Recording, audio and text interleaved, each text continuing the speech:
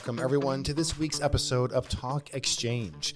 Today we have with us Stacy Rogers and Sawn Swenson of the Colonial Flag Foundation, joining a conversation with Tracy and Christy.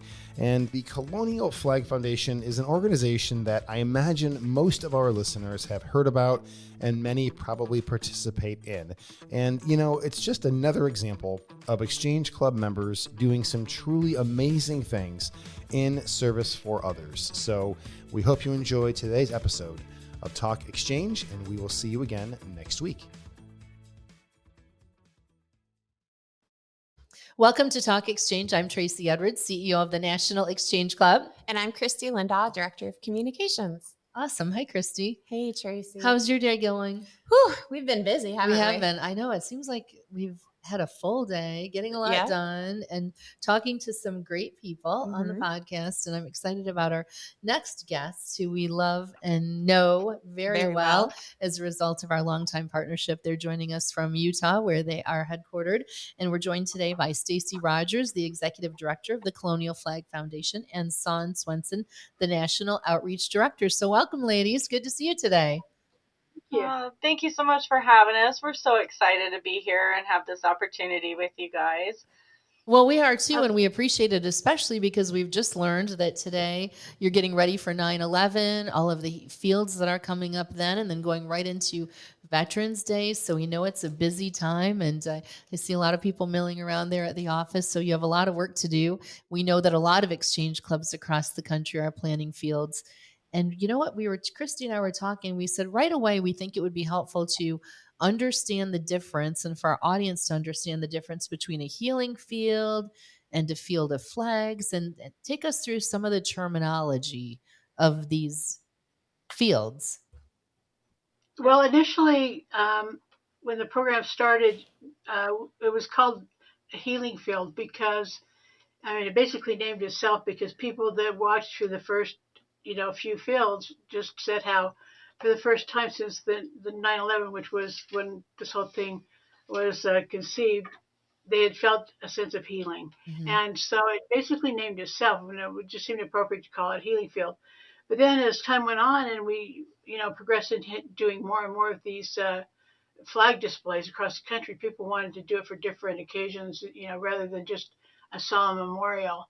And so, we were asked if we could come up with a different name besides just healing field. And so Field of Honor seemed appropriate because it seemed a little bit more all-inclusive because, it was going to honor local holidays or traditions, like 4th of July, celebratory type things, or just honor people that were, hometown heroes and local heroes and stuff like that.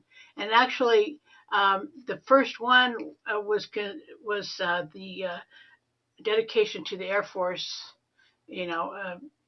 museum, I guess it was, back in Washington, D.C. And so, they're the ones that wanted to primarily call it a Field of Honor. So, and I can't remember the date on that, excuse me. But anyway, that's the difference. The only difference really is the name and what you conceive as the theme or the purpose of your field. Okay. Yeah. Great explanation. That helps, yeah. Absolutely. Every time we're together, I really get the feeling, and I understand from knowing you for a long time, Son, and you too, Stacy, and your brother, Son, Paul, who founded Colonial Flag Foundation, how important this project is to both of you. But also it always strikes me about how important exchange is to you and the relationship with our clubs and with the National Exchange Club. And we're so grateful for that support and partnership for all of these years. And it goes back a lot of years. So tell us why this remains important, because every time I talk to either of you or Paul, it just strikes me how important this is to you. Well, primarily, it goes back to the whole beginning of, Paul conceiving the idea to do this and our upbringing and everything, which I could give you a little bit about our background. But, to jump forward to your question, our first partnership was with, basically like an outside group, was with the National Exchange Club. Mm-hmm. As we grew from, just a couple of cities and towns around the country wanting us to help them set up a display like we did that first year in Sandy. it went to, more and more people asking us. And it was initially we helped out a bank, do something like that in their city and whatnot. And then the National Exchange Club, we actually had a member of the National Exchange Club working with us. And she just basically talked to a local committee, and one thing led to another where it just seemed like the most perfect fit. I know we're all passionate about children, but particularly I think Paul and Elizabeth, they have their own personal story about children and how important it is to them. But also, with Paul and I, and our upbringing and whatnot, we're passionate about this country, and we were raised to basically feel the need to earn all that we have, in this country, and the sacrifices that have been made on our behalf. And the National Exchange Club has that wonderful Americanism program. It was like, wow, what a perfect combination there, and what a great opportunity to work together and enrich the country, in this effort to, it just seemed like the most perfect fit. And we want to continue to make that happen because it's such a perfect tie-in. And I really think that we're able to help each other, in our mission of going out there and, helping to teach children about patriotism and how they can earn the blessings that they have, as well as, helping you all with our partnership in donating funds to the National Exchange Club Foundation, which helps, that overall need to help those children that can't help themselves. Absolutely. Yeah, definitely. We even see some clubs do healing fields where it relates to the prevention of child abuse in their communities. So it's kind of come full circle in that regard as well. Absolutely. And, we're excited about the fact that after some study, our National Board of Directors approved then and added a field of flags to our portfolio, which allows clubs to earn the Big E, which is a very coveted award in Exchange. And I know we've been talking about that and just, letting clubs know that this now qualifies them to earn the Big E. So we definitely foresee an increase in these fields and appreciate your partnership and support. So if a club is listening to this and they've not done a field before, what would you recommend? How would they start? Because, what do you recommend they do first, and what can they expect throughout the process? Well, first thing is that they need to reach out to us. And then what we'll do is we'll get them all the information that they need, if they even still need to present it to the rest of their club members. We even offer a private Zoom meeting where we can sit in on their meetings and answer any questions that they have, so it doesn't just fall on one person trying to get all the notes down. And then once they decide that they want to proceed with their event, we would send them our event licensing agreement, because they do have to be registered with us. These are patented programs that are protected by trademark.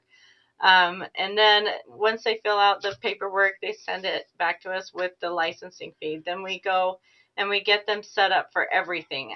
They get their own webpage. They get their own e-commerce.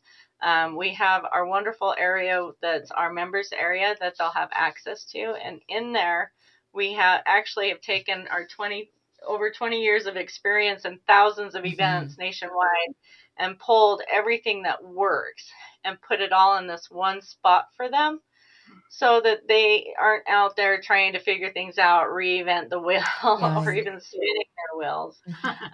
So they're basically turnkey programs. We try to make it as easy for them as possible. So everybody on their committee will have their own training module for the specific job that they do. So it's a wonderful program, and it really helps streamline everything for them. It's digital, so they can access it off any kind of device. And then we give them a web page. We handle all their e-commerce for people to go on and sponsor a flag and dedicate that flag in honor of somebody. We also do a lot of advertising for them, marketing to get the word out for them. We do Facebook ads, a lot of social media stuff. We also do press releases for them, for both locally and nationally, to help them get the word out. Um, we offer so many different things. I could literally sit here for the hour and just explain it all to you. Well, that's amazing. It is. I wasn't expecting all of that, truthfully. So that is amazing. You have definitely a fine-tuned machine, and you have it all worked out for clubs that they can just take it with no experience and just start from scratch. And you've made it so easy on them. Let me tell you, Tracy, we had, do you recall which convention we set up the Field of Flags? Memphis. Memphis. Yes. That's right, because we had Yes. been postponed until September. Yes. I will tell you, when we're talking about rescheduling a convention Yes. and replanning it, and then we come up with the great idea that we're doing a healing field because it's over Yes. September 11th. Right. I found myself in a bit of a panic. And we sat down, though, Stacy, on the phone. We had some meetings, and I think Sawn was there. Yes. I definitely know Paul was there because he Yes. whipped open this awesome computer program they had to show us Right. exactly where everything needed to be laid out. Yes. How Plotted it all out. how to Mhm. do it, when to take it apart, and it was that easy. Yes. Yeah. Well, they're the pros. So thank you for guiding our clubs through that. Mm-hmm.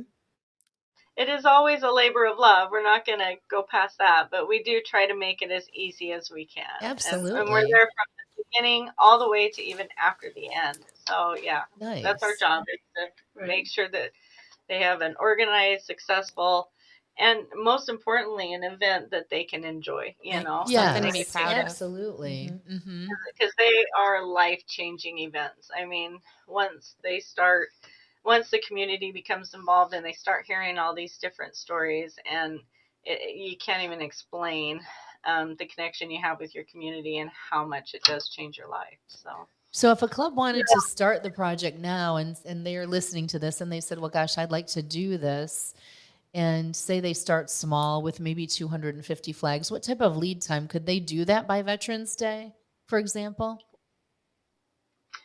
They could, the whole process, and kind of depends on the breadth and width of what kind of a display and a program you want to have, an event for your community. I mean, it could be as small as like 50 flags or whatever. There's no minimum except for if you want to do the big E. Right.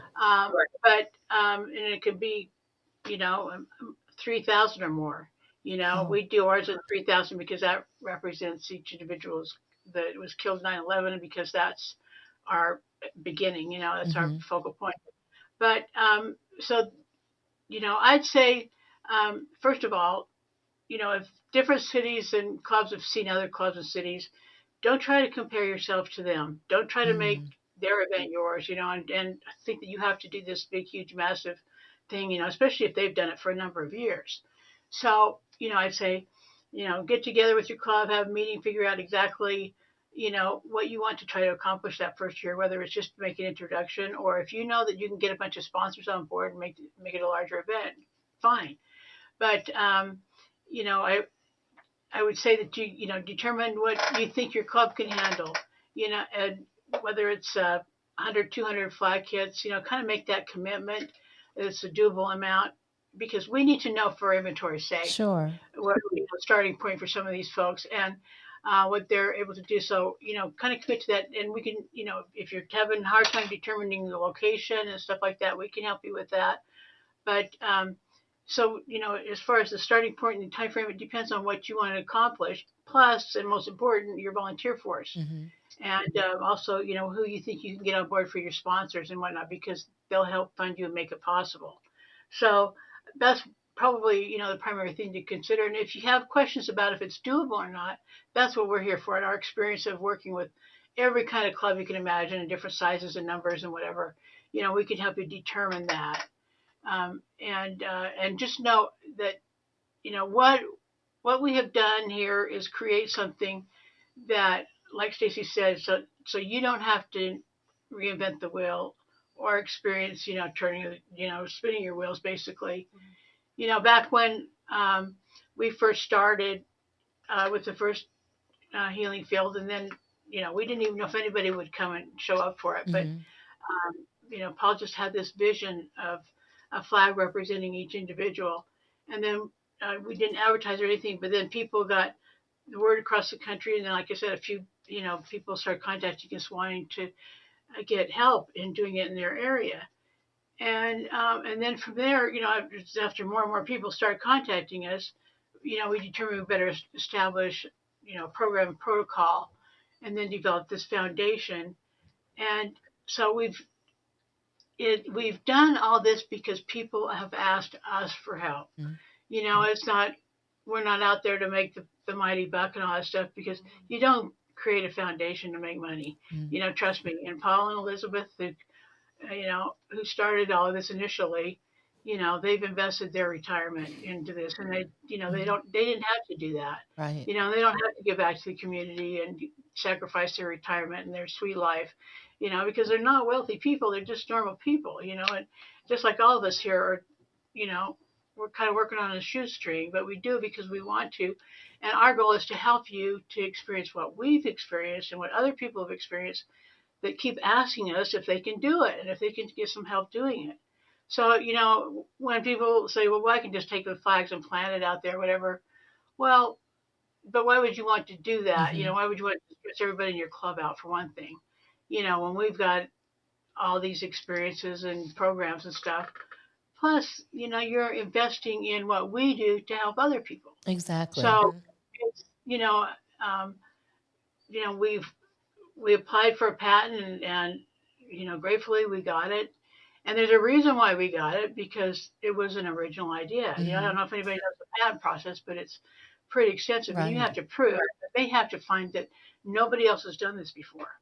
And so, we originated it, and we want to perpetuate it so that we can continue to help, like the National Exchange Club and other service organizations that want to do charitable good things across the country. And so it's incredibly rewarding, but that's our goal, our mission, to make sure that you enjoy it like we've enjoyed it, and not stress out about things, Mhm. because that can just ruin the whole effect. You don't want to. There's going to be a certain amount of stress and giving and taking and so forth, because anything worthwhile, that's what happens. That's what you've got to invest. But we think that it's and not just because we've experienced it, but the feedback we get. Holy cow, we could write volumes about not only the host committees, but people that have walked through these fields. There's, Paul was so inspired by, to do that first event. And first of all, because he's a super incredible human being, he just gives and gives and gives. And sometimes he gets in conflicts with his wife because he gives away the story. That's who he is. And so as his sister, I know he was really inspired by this idea, this vision to make this happen. And I think the powers that be knew that it was going to grow to this extent and keep growing, so that we can service people and do things to help people in many different aspects. As you're aware, all the way from, cancer victims to drug and alcohol abuse to homeless veterans and so forth. We've been able to help thousands and millions of people, actually, and help raise millions of dollars because of this inspired idea. And we have gone the extra mile to put together a program with all of our experiences to help other people. And we hope that they'll take advantage of that, because, that makes us happy too. I can tell. Yeah. Yes, people want to give and give back to the community and earn our status in this country and our blessings. That's what we do. Well, that's the partnership going full circle, really. I mean, you've done the legwork to make it easy for our clubs because you want to benefit the community. Yes. And we partner with you specifically because you want to help our clubs benefit the community. Yes. So, yeah, it's really Absolutely. worked out well for everyone. It really has. And I want to point out that Paul Swenson, the Swenson family, and Colonial Flag Foundation have historically been one of our largest donors as a result of this project. So it's important that clubs realize that too, that there's a reason why we go to you to have these fields and help them through the process. I'm just amazed by the help and support that you've put together in this package, because you make it sound like, yeah, we could do this, Absolutely. Oh yeah, you definitely can. And just as an example, I mean, Crossville, Tennessee, Lake Tansy, they hosted their first inaugural Field of Honor last year, and they were able to raise $60,000. Wow, first time? their first Yeah. time field. Yeah, I mean, Amazing. they got in it and they just, Mary Visper, she just is absolutely amazing. And they worked it and they did it exactly how we lay it out, and it totally worked out for them. And yeah, so I mean, they're proven fields, proven Right. events. And as long as they're willing to get out there and talk with their community and work it, Mm-hmm. they, it, it works. Yeah, So, I mean, I remember the guidance from Paul saying, well, Yes. you need rebar. How about you contact this local Right. vendor, in Memphis? And why don't you work with the Boy Scouts? And, he just had a lot of suggestions. There are kids and groups out there that need service hours, and this was a Absolutely. perfect project. They do. They yeah. have the toolkit ready. Mm-hmm. Now, how many flags were in that field in Crossville? And they were 500 Okay. flags. Nice. Yeah. Wow, that's amazing, right? And Yeah. looking toward 9/11, how many fields do you expect nationwide for 9/11? 9/11 currently we have about 30 events going on Okay. right now. Mhm. Yeah, and then about 28 coming up for Veterans Day. Okay, Yeah. good. Wow, nice. And I know I've been to the field in Tempe, Arizona, where you said they're coming up on their 20th anniversary, and they did that as a 9/11 memorial too, with more than 3,000 flags. That's just an amazing display when you see that number of flags set up. Yeah. Oh, it's crazy. It is. I was just talking to Mark Whitaker today. Oh, And yeah, good. they're super excited about their event this year. So Yeah. It really Yeah. is a staple out in that community, too. People expect to see it. So you've been Right. to a number of these flags. What are some of your favorite moments as you work the field or attend the field or are out there at night? What have you seen that really stands out to you? why don't you tell them about the child abuse prevention one where the father brought the baby's ashes to the Oh, you know what? That's Paul's story. I wasn't there when that happened. Oh, gotcha. So, but I can tell you, I've got stories for years. But um, I was explaining to Laura, our new gal sitting behind me here, one that was just incredibly impactful for me. But I mean, there's a couple of them. My passion in getting involved was only because of my brother Paul, but because during 9/11, I was a flight attendant. I'm a retired flight attendant who I spent between a charter airline I worked for, Western Airlines and Delta Airlines, pushing on 30 years of Wow. flying, and so I was involved. I was flying during that whole time, and so that was a life-changing experience for people in the airline industry, needless to say. And the first anniversary coming up, I was able to go down to Ground Zero for the ceremony because I was a flight crew person, and I knew some of the firemen in New York City that were killed, so I was able to go down to that ceremony, and it was so impactful. It was just, I don't know if anybody remembers that it was televised, but being down there, what happened when they started reading the names, um, the the wind started picking up, and as they read more and more names, the wind got stronger and stronger and stronger, just like these beings were marching into that Ground Zero location, and it was overwhelming. Everybody noticed it was huge. And then I got on the plane and headed home to our healing field. And as I'm driving to the location from the airport, just out to Sandy where the field was, there was like this massive lineup of cars. And I'm like, what the heck is this all about, And it turned out there's like 200,000 people showing up to our field. Wow. And then, and so I get there, and then, as all these people start walking amongst the flags, the wind picks up, and they just all just start going like crazy, like welcoming people, like because each flag represented an individual that was killed. And that was just overwhelming to go from Ground Zero the same day to our healing field and seeing the 3,000 flags representing all those people that basically had just marched into that, the grounds for the ceremony, in my opinion, I mean, and that's the kind of experiences you have. You relate to these individual flags. And then we had a field at Pearl Harbor, and there'd been a big hurricane go through there, and we had a flag for each person that was killed at that point. Well, Paul and some of the people that were helping set up the field there left to go get some food and left me there to man the field by myself.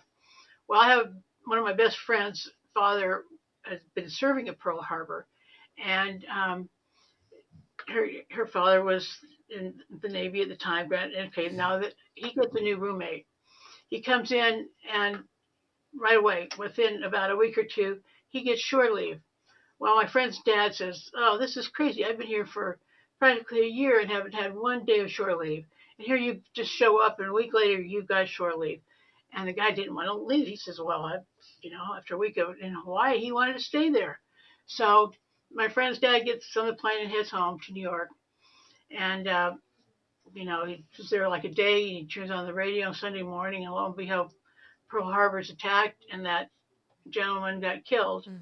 And so my friend wanted to sponsor a flag on that Pearl Harbor field in honor of Arthur. That was his name. That who died. So her father could go on and be her father for another 80 years or so, right? Okay, so we were getting helpers from wherever we could.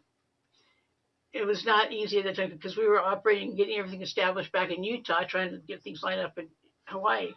Well, so we arranged for Girl Scout troop to put the name tags on the field. Well, brownies showed up instead of Girl Scouts.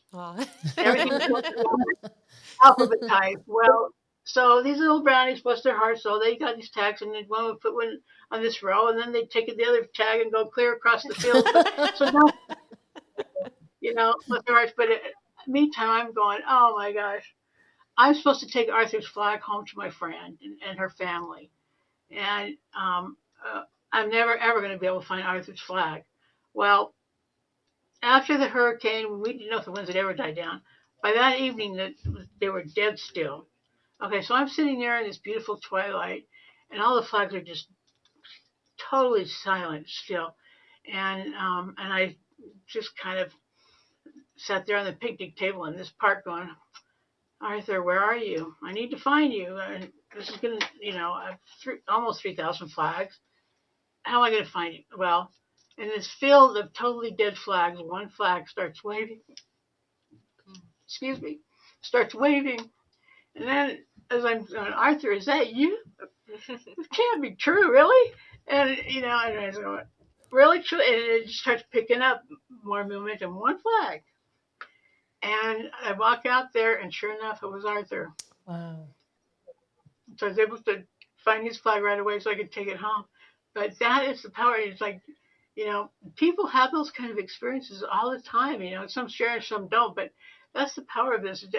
There's many wonderful fundraising events out there, right? And many different ones to fit different needs for your fundraising efforts. But I'm telling you what, this one is different. It's inspired. The American flag represents all of us. And I think that's kind of the thing that makes us incredibly unique. And we honor and remember individuals that have sacrificed and given their all, or just continue to serve, and military or teachers or ministers or whatever. So anyway, Absolutely. I tried to warn you before we started. I rambled. That was a beautiful story, though. It was.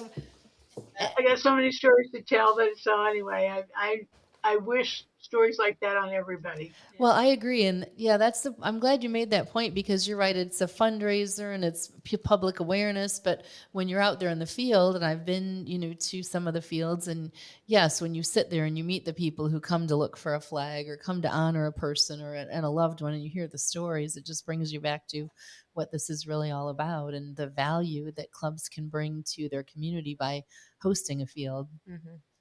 If you didn't make $1 off of these fields, which people do, they typically do really well. But those stories are worth $1 million. Absolutely. And the feeling, then they talk about that feeling for years. So Stacy, what's next for Colonial Flag when the fields end on 9/11 and you get through Veterans Day? What do you see as the future for this model? We're always growing and evolving and adding new things. We really want to start breaking into more educational programs that can be included in these for our children, because I think our children lack in the schooling system for what we can provide them out in these fields. They can come to these fields and learn about people in their own communities, about the sacrifices they've made, and what it took for them to have everything they have, So I would like to start incorporating that, and maybe including some other programs where veterans can come and speak and tell stories, So there's just a lot going on, that we're always got. I mean, we've got lists. Sawn's got files of things that we just pick and pull through our little slow time, to add and enhance and as we continue to talk to all the new fields this year, all the fields, it's fun because we're just like hear all their great, wonderful success stories and then ask them, well, what do you think made that successful? Is there stuff you can share with us that we can share with the other exchange clubs to maybe help them, and what I love about exchange is they're always so willing to do that and to help. And you even see it at the conventions when we're there at your convention. It's like all our event hosts take over our booth and they start talking it's like, all right, I'll just sit back. I love that. I'm going to go get a coffee. Right. Yes. They're just so passionate, the ones that have hosted it. And they've even gone to other exchange clubs and presented it, so... And it's just so much fun to watch how close knit you guys are and how you guys help each other. And we're so glad to be part of that and to help you guys succeed in all of the projects that you guys do for all the communities, So, it's just a perfect partnership. I do agree with Sawn there. Yes, and thank you for everything you've done to make sure the clubs can be successful at that. So many of our clubs, who do host the healing fields, that's their identity in their community. It's a good point. Yeah. So, it's more of a legacy, and they become more of a community project because if they don't hold that event, they're going to hear about it from That's true. That's so true. We've had groups that say, well, we were only going to do it for this 1 year, but then their town or their city starts saying, well, aren't you guys going to do the flags again? Right. I mean, it becomes like, we pretty much have to do them again. Yes, definitely. And that's value that you all have brought to those communities. So you should be very proud. Absolutely. Well, thank you for your love for patriotism, your belief in this model, and your partnership and support. We appreciate the Swenson family and you too, Stacy, for being so enthusiastic and supportive of exchange. And on behalf of our whole network, thank you. And please give our best to Paul and Elizabeth and have a really memorable and significant 9/11 and Veterans Day. And we look forward to all of the pictures and all the feedback. Right. For sure. Thank you. Yeah. Thank you for all you do. It's been such a wonderful experience getting to know more about the National Exchange Club and what they're involved with, and listening to the different speeches and whatnot at the conventions, and over the years being involved with each individual club to see what they bring to the table. Yeah. And, I say that because in this day and age, we all know, what is, turn on the TV or radio and you know what we get. But so it's so nice to be able to know that there are people like this out there in the world and in the country. We get to work with the best of the best, which is all you folks that just want to continue doing great things and make a difference. And boy, what a refreshing experience. That's what it's about. So if people want to learn more, how should they contact you? They can go to our website at healingfield.org, or they can contact us by phone, which is the 801-256-3639, or they can email us directly. Mine's Stacy, Stacy, at healingfield.org, or Sawn, SAWN, at healingfield.org. Awesome. Lots of options. Yes. Great. Well, you're easy to reach and easy to work with, and we appreciate you. And thanks so much for your support. If you're listening and you want to learn more about Exchange, please visit nationalexchangeclub.org and definitely reach out to our partners at Colonial Flag Foundation. Thank you. Thank you, ladies. Thank you. Thank you, guys. Appreciate you.